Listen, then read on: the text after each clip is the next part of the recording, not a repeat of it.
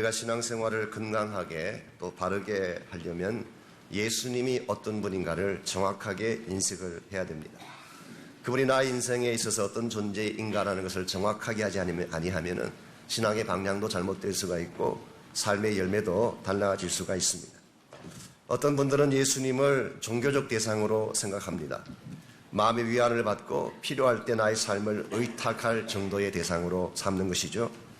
또 어떤 분들은 예수님을 윤리적 대상으로 생각합니다. 사랑과 용서의 정신을 가르치신 위대한 성자 중에 한 분으로 보는 것입니다. 이와 같이 생각하는 분들의 신앙생활은 윤리적 차원을 넘어설 수가 없고 종교적 차원을 넘어설 수가 없습니다. 가끔 혹은 정기적으로 교회 출석을 하면서 적당한 차원의 종교 생활에 만족하는 것입니다. 어떤 분들은 예수님을 축복의 도구로 생각하기도 합니다. 내가 복받고 잘 살기 위해서 믿어야 할 분으로 생각하는 것입니다. 이와 같은 경우는 구복적 신앙의 차원을 넘어설 수가 없습니다. 심지어 어떤 분들은 예수님을 영적인 보험 정도로, 인슈런스 정도로 생각하는 이들도 있습니다. 혹시 천국과 지옥이 있을지 모르니까 보험을 들듯이 in case 예수를 믿어 놓는 것입니다. 저희 교회는 그런 분들이 안 계시지만 가끔 주일 아침 일찍 골프장 가기 전에 꼭 교회를 들렸다 가시는 분들이 있습니다. 일종의 보험이죠. 혹시 천둥이 치더라도 번개에 맞지 않으려고 보험을 드는 이와 같은 차원의 신앙생활하는 분들에게는 생명력이 있을 수가 없습니다. 참된 기쁨도 존재하지 아니하고 그 기계적인 신앙생활을 반복하게 되는 것입니다. 반면에 예수님을 나의 생명주로, 나의 왕으로 그렇게 선포하고 섬기며 사는 분들이 있습니다. 무디 바이블 인스티튜트의 총장을 역임하셨던 조지 스위링 같은 분, 이분은 다음과 같은 고백을 하셨습니다. 만일 셰익스피어가 이 방에 들어온다면 모든 사람이 존경과 명예의 표현으로 기립할 것이다. 그러나 만일 예수 그리스도가 이 방에 들어오신다면 모두가 엎드려 경배를 돌릴 것이다. 조지 스위링에 있어서 예수님은 살아계신 하나님이요 구원자일 뿐만 아니라 우리 경배와 찬양의 대상이었습니다. 이와 같이 사람들에 따라서 예수님을 향한 인식들이 다양하고 다른 것을 봅니다마는 오늘 여러분의 삶에 있어서 예수님은 과연 어떤 분이신가요? 단순한 종교적 대상입니까? 아니면 구복의 대상에 불과하신 것입니까? 아니면 비현실적인 추상적인 혹은 개념에 불과한 그런 존재로 믿고 계시는지? 오늘 우리가 예수님이 나의 인생에 있어서 어떤 존재인가라는 것을 분명하게 하지 아니하면 결코 우리는 건강하고 바른 차원의 믿음 생활을 살아갈 수가 없습니다. 이런 의미에서 오늘 아침 우리 모두가 물어야 될 가장 중요한 질문, 어쩌면 여러분의 일평생 동안 살아가면서 던져야 될 가장 중요한 질문이 과연 나에게 있어서 예수님은 어떤 분인가 라고 하는 질문입니다. 우리가 이 질문에 대해서 바르게 대답을 하고 그 결과 주님을 바르게 따르는 이와 같은 제자의 삶을 추구해야지 우리의 삶도 건강해지게 되고 맺는 열매도 풍성해지는 것입니다. 우리 모두가 어떻게 예수님을 바르게 인식하고 평생 그분을 따르는 바른 삶을 살아갈 수가 있을까요? 오늘 주신 이 본문의 말씀을 통해서 이것을 함께 정리해 보려고 합니다. 오늘 같이 읽은 이 본문의 말씀은 십자가에 달리시기 직전 예수님의 모습을 그리고 있습니다. 1절에서 3절까지를 보시면 예수님이 어떤 모습으로 서셨는가를 아주 자세하게 묘사를 하고 있습니다. 1절, 이에 빌라도가 예수를 데려다가 채찍질하더라. 군인들이 가시나무로 관을 엮어 그의 머리에 씌우고 사색 옷을 입히고 앞에 가서 이르되 유대인의 왕이여 평안할지어다 하며 손으로 때리더라. 예수님은 십자가에 달리시기 전에 먼저 채찍을 맞으셨습니다. 이것은 빌라도가 의도적으로 가한 채찍이긴 합니다만은 일반적으로 로마 사람들이 채찍을 가할 때는 윗옷을 벗긴 상태에서 기둥에 묶고 등을 채찍으로 내려치게 되어 있습니다. 여기에 사용된 채찍은 우리가 알고 있는 일반 채찍과 다릅니다. 가죽끈 끝에 나비나 뼈 조각을 달아놓았기 때문에 살점이 툭툭 떨어져 나가고 심한 경우에는 죽기까지 하는 무서운 형벌이었습니다. 이와 같이 채찍을 가한 후에 군인들이 나와서 가시나무로 만든 관을 그의 머리에 씌워 주었습니다. 그것은 일종의 조롱이라고 할 수가 있습니다. 당신이 왕은 왕이되 참된 크라운을 쓴 왕이 아니라 가시로 만든 관을 씌운 왕. 아마도 이 가시 관을 씌우는 과정에서 이마가 뚫리고 피가 흘러내렸을 것입니다. 그리고 나서 자색 옷을 입힌 후에 조롱하며 유대인의 왕이여 평안할지어다 하고 손으로 뺨을 쳤습니다. 이것은 너무나 수치스러운 모습이고 너무나 처참한 모습이 아닐 수가 없습니다. 채찍으로 온등을 다 두들겨 맞고 얼굴에는 가시로 찔려서 핏방울이 서려있는 정말 보기에도 비참할 처참한 주님의 모습, 이와 같은 모습을 한 예수님을 빌라도는 관정 안에서 유대인들이 기다리고 있는 관저 밖으로 끌고 나옵니다. 그리고 5절 말씀 보시면은 이 예수를 향해서 다음과 같이 외쳤습니다. 5절, 이에 예수께서 가시관을 쓰고 자색 옷을 입고 나오시니 빌라도가 그들에게 말하되 보라 이 사람 이도다. 보라 이 사람 이도다. 이건 굉장히 유명한 말입니다. 라틴 말로 에케이 호모라고 하는 굉장히 유명한 문구입니다. 라틴 말로 호모라는 이 단어는 사람이란 뜻입니다. 그래서 호모 사피엔스 혹은 살인을 호미사이드라 그러잖아요. 사람을 죽이는 경우니까. 헬라 말로 호모라는 단어는 동질적이다, 같다 그런 뜻이죠. 그래서 우리가 동성애를 표현할 때 호모섹스라고 부르지만 라틴 말로 호모는 man, 사람이란 뜻입니다. 그래서 킹제임스 버전을 보시면은 behold the man, 이 사람을 보라 그렇게 번역을 했고 NIV 성경은 here is the man, 여기에 너희들이 기다리던 사람이 있다. 이 사람을 보라 그렇게 외친 것입니다. 아마도 예수를 좋아하시는 분들께서는 에케 호모라는 단어를 여러 차례 들어보셨을 것입니다. 왜냐하면 수많은 화가들이 이 제목으로 그림을 그렸기 때문이죠. 그 중에 대표적인 작품이 렘브란트가 그린 에케 호모. 아마 오늘 본문의 내용을 가장 디스크립티브하게 자세하게 잘 묘사했던 그림이 렘브란트의 에케 호모였습니다. 심지어 이 단어를 가지고 연극을 만들기도 하고 희곡을 쓰기도 했습니다. 심지어는 이 단어를 제목으로 해서 자신의 철학적 자서전을 쓴 사람도 있습니다. 니체라고 하는, 하나님은 죽었다고 선포했던 이 니체가 자기 자서전의 제목을 에케이 호모라고 불렀어요. 왜 이토록 많은 사람들이 이 사람에 대해서 관심을 쏟았을 거예요. 왜냐하면 그분은 인류 역사의 방향을 바꾼 가장 중요한 인물이었기 때문입니다. 이분 때문에 BC와 AD가 나누어졌습니다. 이분 때문에 절대 절망이 절대 소망으로 바뀌어졌습니다. 이분 때문에 새 시대가 도래하고 새 나라가 시작된 것입니다. 이런 면에서는 이분에 대해서 관심을 갖고 이분이 누구인가를 정리하는 것은 굉장히 중요한 과제가 아닐 수가 없습니다.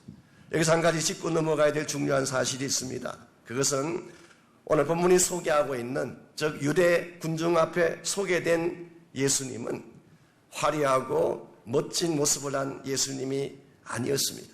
오늘 많은 분들이 오해하는 것 중에 하나가 예수님은 굉장히 얼굴이 잘생기신 한스만 그런 분으로 생각을 합니다.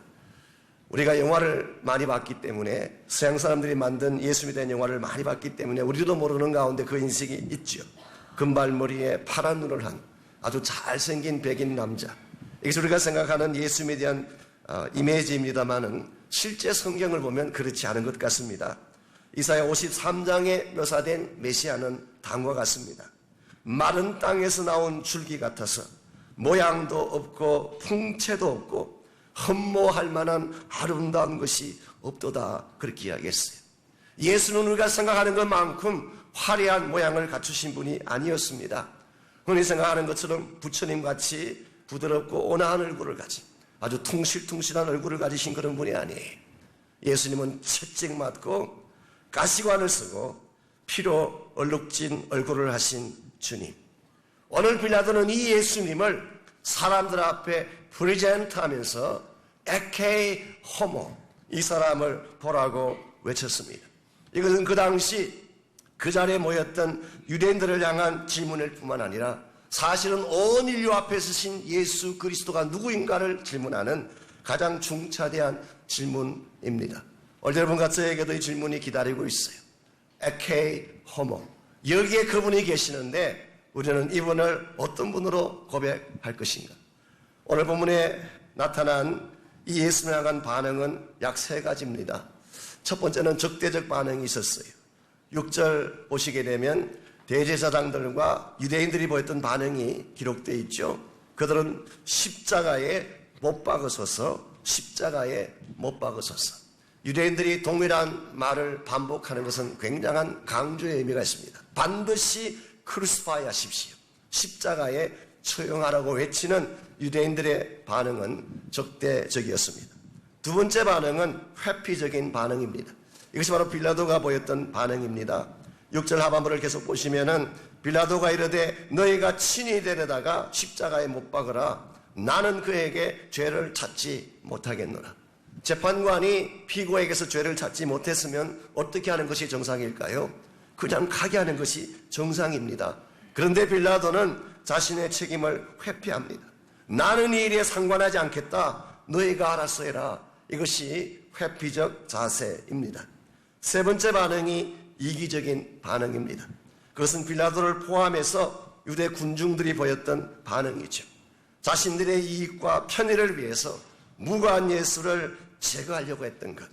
지금까지 소개해드린 적대적인 반응이나 회피적인 반응이나 이기적인 반응은 모두가 잘못된 반응입니다. 왜냐하면 이 모든 것은 하나님의 아들이신 예수를 리젝트하는 반응이었기 때문입니다. 만약 우리가 이와 같이 오늘 본문에 기록된 이 사람들의 케이스처럼 이기적으로 회피적으로 적대적으로 예수님을 향하여 반응을 보이게 된다면 예수님께서 하신 모든 사역은 우리와 아무 상관이 없습니다. 예수님의 보혈이 아무리 고귀하고 위대해도 우리가 이와 같은 반응을 보이는 한은 그 보혈은 나와 아무 상관이 없습니다. 예수님의 부활의 능력이 아무리 파워풀해도 이 반응을 보이는 한 주님의 부활의 권세는 나와 아무 상관이 없습니다. 그러나 만일 예수님을 나의 구원자로 억셉트하게 되면 하나님이 주시고자 하시는 모든 축복을 우리 모두가 소유하며 누릴 수가 있습니다. 이것이 요한복음 1장 12절에 기록된 말씀이에요. 영접하는 자, 곧 그 이름을 믿는 자들에게는 하나님의 자녀가 되는 권세를 주셨다. 우리가 예수를 어떤 분으로 고백할 것이며 어떻게 그분을 억셉트할 것인가가 우리의 삶이 하나님 자녀로 살 것이냐 아니냐를 결정하는 것입니다. 여러분들 선택은 여러분의 몫이고 여러분의 자유입니다. 어떤 방법으로 선택을 하든 어떤 반응을 선택하든 여러분이 하실 수 있는 거예요. 그렇지만 선택의 결과까지 여러분이 결정할 수 있는 것은 아닙니다. 여러분이 선택했던 그 선택의 결과는 여러분이 책임을 져야 합니다. 이런 면에서 우리는 예수님을 바르게 인식해야 되고 바른 반응으로 주님 앞에 나아가서 그 예수 그리스도가 나의 구원자여 주님 되심을 선포하고 그 은혜 가운데 살아가야지 우리 모두가 건강한 그리스도인이 될 수가 있고 온전한 열매를 맺는 참 예수님의 제자가 될 수가 있습니다. 여러분들은 예수님을 그런 분으로 고백하고 사십니까? 우리가 참 예수님을 바르게 인식을 하고 그분의 뜻을 따라 순종하며 살아가려면 과연 무엇이 필요할까요? 오늘 본문에 보시게 되면 그 잘못된 반응을 보였던 케이스를 역으로 생각해 보면 우리가 어떻게 할 때 주님을 바르게 영접하고 바르게 따를 수 있는가라는 원리를 우리가 정리해 볼 수가 있습니다. 우리가 먼저 예수님을 바르게 영접하고 바르게 따라가려면 첫 번째로 직면하는 용기가 있어야 됩니다. 이 직면한다고 하는 것은 엔카운터를 하는 것입니다. 컨프론트 하는 것입니다. 회피하거나 피하는 것이 아니라 직접 대면하는 것입니다. 오늘 본문에 소개된 빌라도가 범했던 첫 번째 실수가 이것입니다. 진리를 자기 눈앞에 두고도 빌라도는 그것을 회피하고자 했습니다. 성경 전체의 내용을 정리해보면 죄수한 빌라도는 3가지 방법으로 자신의 책임을 회피하려고 했어요. 첫 번째가 오늘 본문에 나오지 않지만 누가복음 23장 7절에 보게 되면 예수님을 체포한 후에 제일 먼저 헤롯에게 예수님을 넘겼어요. 여기 말하는 헤롯은 헤롯 엔티파스를 말합니다. 갈릴리 지역을 다스리던 군봉관이죠. 아마도 이런 메시지겠죠. 너의 관할에 속한 자가 아니냐. 당신이 알아서 처리해라. 나는 관계하지 않겠다. 아마 그런 의미에서 헤롯에게 넘긴 것 같습니다. 그런데 헤롯이 보통 사람입니까? 그 별명이 여우잖아요. 야시, 팍스. 그러므로 이걸 그냥 받아들일 리가 없습니다. 노했어요. 두 번째로 그래서 한 것이 군중들에게 넘긴 것입니다. 너희들이 결정해라. 나는 관여하지 않겠다. 그래도 안 되니까 세 번째로 동정심에 호소하려고 했습니다. 사실 채찍질을 한 이유가 여기 있습니다. 예수님을 혹독하게 처참하게 다루게 되면 혹시 유대인들의 마음이 풀리지 아니할까라고 해서 채찍을 가한 것입니다. 그랬는데도 되지 않았어요. 마태복음 27장 24절에 보면 그래도 되지 아니하니까 빌라도가 행했던 모습이 나옵니다. 빌라도가 아무 성과도 없이 도리어 밀란이 나려는 것을 보고 물을 가져다가 무리 앞에서 손을 씻으며 이르되 이 사람의 피에 대해 나는 무죄하니 너희가 당하라. I have nothing to do with him. 이 사람과 나는 아무 상관이 없다. 나는 손을 닦겠다. 나는 손을 씻겠다. 그리고 회피하며 떠나가는 빌라도의 모습을 봅니다. 여러분, 진리를 앞에 놓고 진리를 정죄한 위치까지 간 빌라도가 손을 씻는다고 그 책임이 회피될까요? 여러분들 기억하실 중요한 진리가 여기 있습니다. 여러분과 제가 이 땅에서 예수님을 회피하는 것 가능해요. 여러분이 아무리 예수님을 이 땅에서 회피해도 언젠가는 반드시 한번 그분 앞에 직면해 서야 될 날이 옵니다. 그 날이 언제인지 아세요? 예수 그리스도의 심판대 앞에 설 날이에요. 이 땅에 살아가는 동안에 예수님을 피해 다니고 예수님을 부인하고 예수 믿는 것을 거절하며 떠다녔던 수많은 사람들, 그렇게 하면 앞으로 영원히 예수를 만나지 않을 줄 알지만 아닙니다.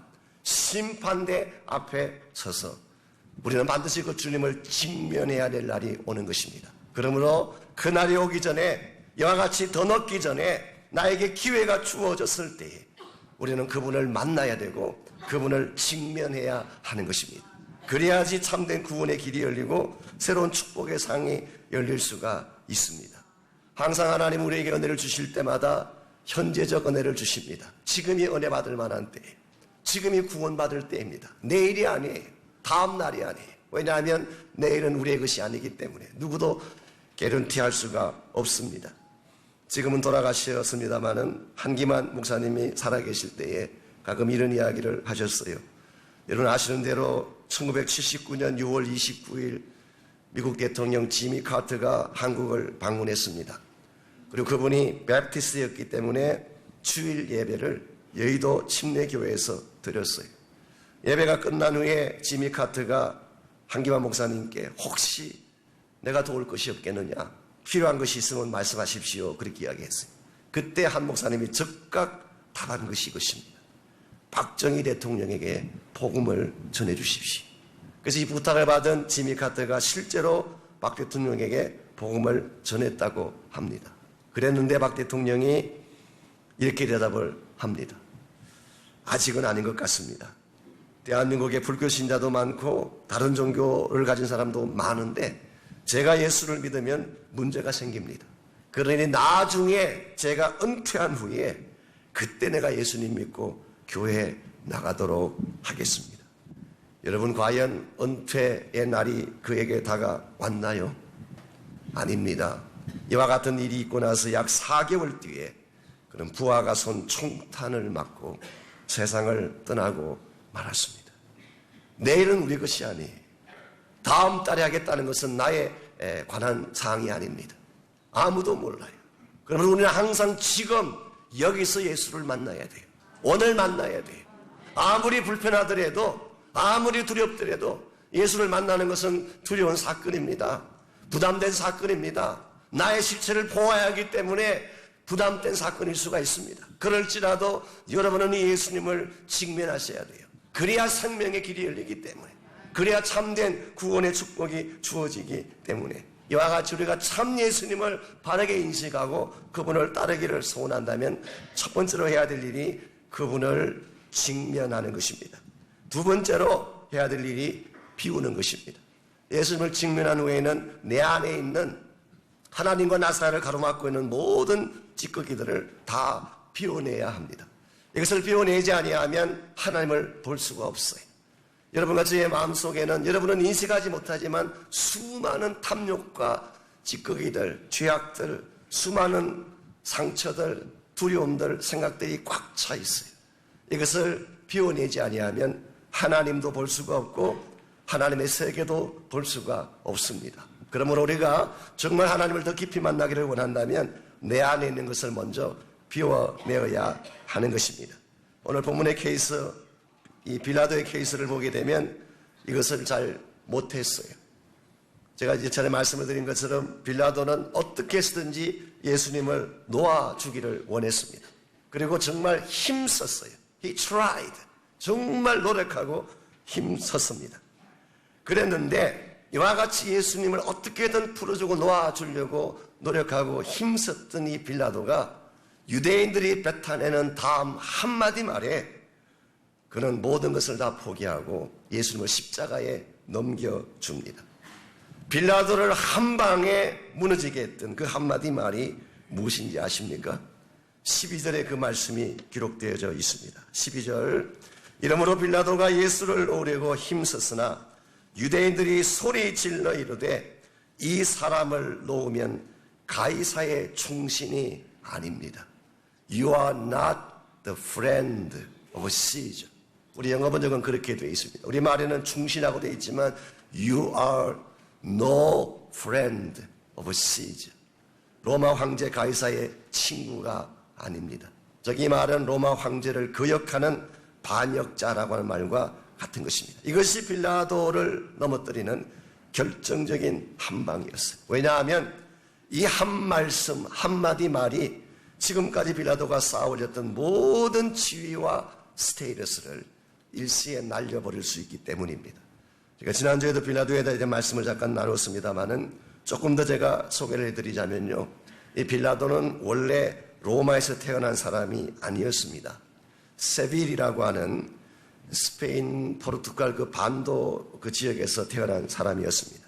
그런데 얼마나 이 빌라도의 마음속에 야망이 불탔는지 어떻게든 그런 로마 사람이 되고 싶었어요. 그래서 로마 군대에 가입을 합니다. 그리고 전심을 다해 뛴 결과 윗사람들에게 인정을 받게 되고 마침내 그가 꿈에 그리던 로마로 들어오게 돼요. 로마에 와봤더니 정말 지금까지 볼 수 없었던 화려함, 아주 큰 건물들, 콜로시움들, 요즘 말로 표현하면 his dream come true, 그가 꿈꾸었던 모든 것이 이루어지는 곳이 바로 로마였습니다. 그러나 그는 여기에서 만족하지 못합니다. 로마 황실로 들어가서 황실의 일원이 되기를 원했습니다. 그래서 그는 수단 방법 가리지 아니하고 모든 시도와 노력을 다한 끝에 드디어 시저 아거스투스, 우리 아우구스티누스라 그러기도 하죠. 원래 이름은 옥타비아누스, 로마의 초대 황제였던 아거스투스의 손녀와 결혼을 하게 됐습니다.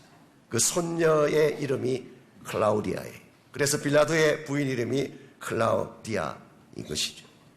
이와 같은 결혼을 통해서 드디어 황족의 일원이 되고 유다의 총독이 되었습니다. 그러므로 지금 빌라도가 소유하고 있는 이 총독직이라고 하는 것은 천신만고 끝에 쌓아 올린 공든탑이라고 할 수가 있습니다. 그래서 얻게 된 총독직인데 여기에서 말 한마디 잘못 전달되므로 이 모든 스테이터스를 다 잃게 된다면 그는 스스로 인생 끝장이라고 생각을 한 것입니다. 그러나 그 당시 로마 황제가 그 유명한 티베리우스라는 황제입니다. 이 티베리우스는 원래 초창기에는 정치를 잘한 사람으로 알려져 있는데 후반부로 가면서 아주 변덕이 심하고 광기가 심한 폭군으로 변하게 되죠. 그래서 아시는 대로 갈릴리 바다의 또 다른 이름이 뭔가요? 디베라 바다. 그게 바로 티베리우스 이름을 딴 것입니다. 그래서 갈릴리 서쪽에 있는 한 도시를 짓고 티베리우스 황제 이름을 따서 디베라라고 지은 것입니다. 이와 같이 막강한 권력과 폭력을 가진 것이 티베리우스인데 말씀드린 것처럼 그는 변덕이 심하고 광기가 있는, 비유하자면 우리 김정은이와 비유할 수 있을지 모르겠어요. 조금 못한 것 같긴 해요. 김정은이보다. 김정은이는 존다고 사람 죽이고 안경 닦는다고 곡사포 발해가지고 사람 산산조각내는, 아마 거기까지는 못 갈 것 같지만 그래도 이 티베리우스도 굉장한 폭군이었습니다. 근데 만에 하나 이 티베리우스의 귀에 빌라도는 He is not the friend of you. 빌라도가 당신의 친구가 아니라는 말이 들어가게 된다면 빌라도의 커리어는 끝나는 것입니다. 그래서 빌라도는 더 이상 지체하지 아니하고 예수를 십자가에 못 박도록 넘겨 주었습니다. 즉 시저의 친구가 되는 것이 바른 일을 하는 것보다 더 중요했기 때문에 오늘날 많은 사람들이 이와 같은 모습으로 신앙생활을 합니다. 세상과 친구가 되고 탐욕과 친구가 되는 것이 진리를 따르는 것보다 올바른 일을 행하는 것보다 하나님을 따르는 것보다 더 중요하다고 생각하는 사람들이 뜻밖으로 많이 있습니다. 우리 마음속에는 이와 같은 탐욕과 세상적인 욕망을 내려놓지 아니하면 참 예수의 제자가 될 수가 없습니다. 오늘 여러분과 저의 마음속에도 이와 같은 세상적인 탐욕이 있어요. 시마다 때마다 나를 유혹하는 하나님과 나 사이를 가로막는 이와 같은 탐욕의 장벽들이 우리 안에 있습니다. 이것을 여러분께서 피워낼 때 하나님을 바로 보게 되고 진짜 소중한 것이 무엇인지를 목격하는 이와 같은 축복을 누리게 되는 것입니다. 오늘 이 시대를 사는 많은 젊은이들이 세상적 가치에 마음이 얽매여 있습니다. 포로가 되어 있어요. 그러다 보니까 진리나 하나님에 대해서 관심이 없고 신앙을 떠나가는 젊은이들을 우리가 흔히 보게 되죠. 얼마 전에 제가 신문에 난 기사를 읽는 중에 제 개인적으로는 좀 기가 막힌 기사라고 생각을 했습니다. 중국에 살고 있던 17세 난 소년이 태블릿 컴퓨터 아시죠? 아이패드라고 하는 그 컴퓨터를 사기 위해서 자기의 신장을 떼어다가 팔았다는 그런 기사였어요. 키드니. 아이패드를 너무나 갖고 싶었던 이 사람이 돈이 없었어요.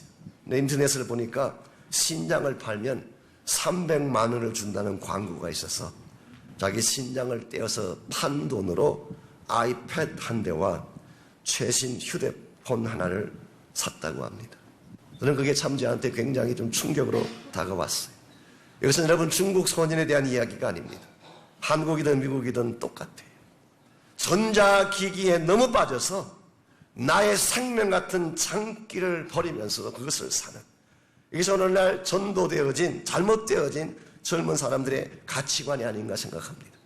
전자제품을 구입하고 브랜드 명품이라고 하는 세상 가치를 소유하기 위해서 하나님도 떠나고 진리로 떠나게 된다면 우리는 정말 소중한 것을 상실하게 됩니다. 이런 의미에서 오늘 아침 정말 나의 마음을 다시 한번 말씀 앞에 비추어보고 성령의 조명 앞에 비추어보아서 내 안에 하나님보다 더 소중히 여기는 것, 하나님보다 더 사랑하는 어떤 것이 있다면 이것을 여러분 꼭 내려놓으시기를 바랍니다. 그때 진짜가 보이고 하나님이 보이고 하나님을 더 깊이 만날 수가 있습니다.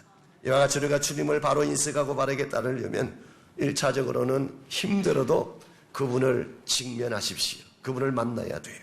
두 번째는 내 마음속에 있는 모든 것들을 다 비우고 내려놓아야 합니다. 그리고 마지막 세 번째로 해야 될 일이 선택하는 것입니다. 여기에는 결단이 필요하고 선포가 필요합니다. 여러분께서 아무리 예수님에 관해서 많은 것들을 고백을 해도 여러분이 이것을 결단하지 아니하면 실제로 결정하지 아니하면 여러분 인생에 변화는 일어날 수가 없습니다. 오늘 본문을 다시 보시게 되면 오늘 본문에서 유대인들이 선택해야 될 선택의 대상이 2명 있었습니다. 하나는 가이사였고 또 하나는 그리스도였어요. 가이사를 택할 것이냐 예수 그리스도를 택할 것이냐. 과연 지금 이 유대인들의 진정한 킹이 왕이 누구냐에 대한 선택이 그들 앞에 있었습니다. 근데 15절 말씀 보니까 불행하게도 유대 군중들은 가이사를 선택합니다. 15절 그들이 소리지르되 없이 하소서 없이 하소서 그를 십자가에 못 박게 하소서. 빌라도가 이르되 내가 너희 왕을 십자가에 못 박으랴. 대제사장들이 대답하되 가이사 외에는 우리에게 왕이 없나이다. 이건 굉장히 중요한 역사적 결정입니다. 지금 유대를 대표하는 대제사장들과 모든 종교 지도자들이 우리에게는 가이사 외에는 왕이 없나이다. 이 선택을 선포하는 순간 하나님 보내신 다윗의 후손인 예수 그리스도는 리젝트 당한 것입니다. 여러분, 가이사를 선택했더니 정말 유다 민족에게 축복이 왔나요? 참된 번영과 자유함과 평화가 그들에게 주어졌습니까? 역사는 정반대를 우리에게 소개하고 있습니다. 바로 이와 같은 결정을 하는 순간부터 지난 2000년 세월 동안 유대인들은 나라를 잃은 민족이 됐습니다. 고아처럼 뿔뿔이 흩어져서 이곳저곳을 방황하면서 천시받고 멸시받고 고통 가운데 살아갔던 민족이 유다 민족이었습니다. 여러분과 제가 누구를 선택하느냐는 참으로 중요합니다. 가이사냐 그리스도냐. 저는 여러분 한 분 한 분의 오늘 이 아침에 세상 왕이 무엇을 여러분에게 제안할지라도 가이사를 택하지 않기를 원합니다. 우리의 참 구원자여 생명주이신 예수님을 택해야 됩니다. 한 가지 참으로 아쉬운 사실은요, 오늘 교회 다니는 크리스찬들의 숫자는 참 많은데 교회를 다닌다고 해서 예수님을 왕으로 인정하고 섬기는 사람들은 아닙니다. 그냥 위로차 교회 다니는 분도 많이 계세요. 종교적인 차원에서 교회 생활하는 사람 많이 있습니다. 나에게 필요가 있으니까 나의 필요를 채움받기 위해서 이익관계 때문에 교회를 다니는 분들도 많이 계세요. 이와 같은 자의 삶은 예수 그리스도가 왕 되신 자의 삶은 결코 아닙니다. 오늘날도 하나님의 나라는 수많은 무리들을 통해 이루어지지 않습니다. 참 예수의 제자가 되어서 무슨 일을 당하든지 그분 앞에 자신을 드릴 수 있는 사람들을 통해서 지금도 하나님의 나라는 진행되고 있습니다. 여러분들은 팬으로 살지 마십시오. 감정에 휩쓸려서 소리 지르는 팬으로 살지 마십시오. 감정과 믿음은 다릅니다. 이 감정적인 것은 그것이 행동화되는 순간 믿음으로 변하는 것이지, 외치고 울부짖고 찬양하고 눈물 흘린다고 그 자체가 믿음은 아니에요. 여러분이 삶이 어떠한 열매를 보이느냐가 참 제자인지 아닌지를 결정하는 것입니다. 이제 올림픽이 끝이 나긴 했습니다만은 올림픽이 끝난 이후에 남겨져 있는 훈훈한 스토리들이 참으로 많습니다. 여러분들은 잘 모르실지 모르지만요, 미국 선수 중에 헬렌 마룰리스라고 하는 여자 레슬링 선수가 있습니다. 혹시 아시나요? 예, 헬렌 마룰리스. 이분의 레슬링 선수로 나가서 요시다라고 하는 일본 선수를 꺾고 금메달을 땄습니다. 미국 사람이 이번에 금메달을 많이 땄기 때문에 금메달을 딴 것 자체만 가지고는 뭐라고 할 수가 없습니다. 그런데 이번에 케이스는 좀 달랐습니다. 요시다라는 이 일본 선수가요, 지난 3번 올림픽을 금메달 딴 사람, 3연패한 금메달리스트였어요. 그리고 13번 세계 챔피언에 올랐던 누구도 감히 넘볼 수 없는 무적의 선수였습니다. 이와 같은 선수를 맞이해서 헬렌 마룰리스가 4대1로 그것을 꺾고 금메달을 따게 됐어요. 그때 MBC 스포츠 앵커인 맥휴가 바로 이 헬렌을 불러다 놓고 인터뷰를 했습니다. 제가 그걸 봤어요.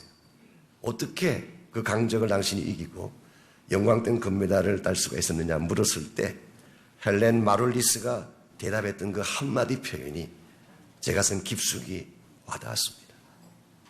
영어로 물론 말을 했지만 말이죠. Christ in me. 예수 그리스도가 내 안에 계신다면, 내가 그리스도 안에 있기만 한다면 I am enough. 나는 충분합니다. 예수 그리스도가 내 안에 계시기만 하다면 어떠한 대적이 나를 공격해도 나는 충분히 이길 능력이 있고, 예수님이 내 안에 계시기만 한다면은 Christ in me, I am enough. 더 바랄 것이 없습니다. 나는 그것으로 충분합니다. 수천만 명이 시청하는 그 인터뷰 자리에서 예수 그리스도가 나의 최고 가치임을 선포하는 그 용기 있는 선포 앞에 저는 너무나 큰 도전과 감동을 받았습니다. 사랑하는 형제자매 여러분, 여러분도 이와 같은 고백을 할 수가 있을까요? 나의 이익 때문에 흔들리는 크리스찬 삶이 아니라 계산해보고 나에게 덕이 되면 따라가고 그렇지 않으면 포기하는 이런 삶이 아니라 예수 그분이 나의 인생의 주인이시기 때문에 나를 누구보다 사랑하시고 죽으시고 부활하신 나의 구원자이시기 때문에 그 예수님이 나의 영원한 왕이 되시고 다시 오실 재림주가 되시기 때문에 세상에 그 무엇과도 주님을 바꿀 수가 없고 오직 한 분 예수 그리스도의 영광을 위해 달려가기를 소원합니다. 이 고백과 선포가 있을 때에 여러분 한 분 한 분이 참 예수의 제자가 될 수가 있습니다. 저희 교회는 여러분 한 분 한 분이 이와 같은 고백과 선포로 크리스찬 삶을 살아갈 때에 교회가 교회다워지게 됩니다. 전락하고 무너졌던 크리스찬 신앙이 다시 회복되어져서 하나님의 기뻐하실 놀라운 역사들을 이룰 수가 있습니다. 오늘 아침 여러분 모두가 이와 같은 고백으로 주님께 나가는 시간이 있기를 바랍니다.